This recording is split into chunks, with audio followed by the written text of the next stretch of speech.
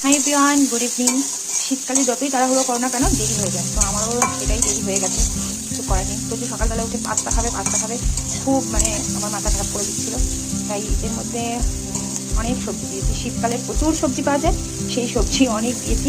সাথে আমি বিটও দিয়েছি। বিট সাধারণত দিই না, যেহেতু আজকে স্কুল যায়নি, ওর এক্সাম চলছিল আর আজকে ওর ভালো লাগছে না যেতে। তো এটা স্কুলে যদি টিফিন করতাম তাহলে আর দিতাম না বিটটা।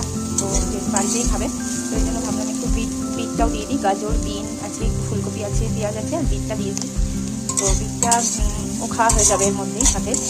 তো ওকে পাস্তা করে দেবো। এরকম পাস্তাটা বয়েল হয়ে গেছে এখানে অলরেডি।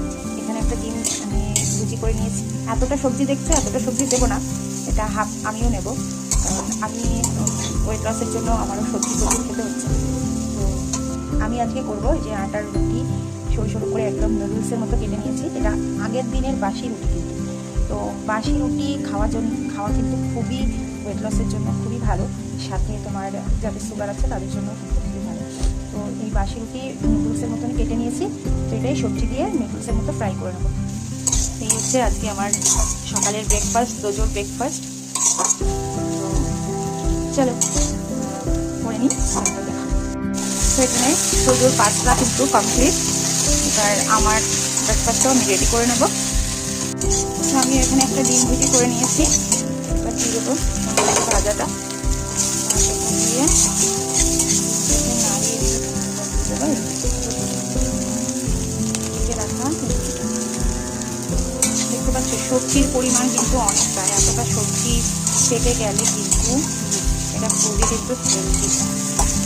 তো এবার আমি একটু লঙ্কা কুচি দিয়ে নিচ্ছি ঝালের জন্য। আগে দিলে ভালো হতো।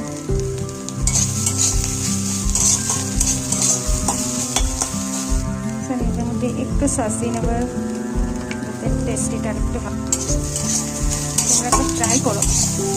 এই বাসি রুটি বলে যে এটা আনহেলদি খাবার, এটা কিন্তু একদম এটা টাটকা রুটি খেতেও কিন্তু এটা খুবই হেলদি। তো চলো, আমারটা হয়ে গেল নুডলস রেডি। এবার খেয়ে নিই। আমি তো খেয়েছি, আমার খুব ভালো লেগেছে। তোমরা একবার এই রেসিপিটা ট্রাই করে দেখো, তোমাদেরও খুব ভালো লাগবে। আর তারপর আমাকে জানিও। টাটা।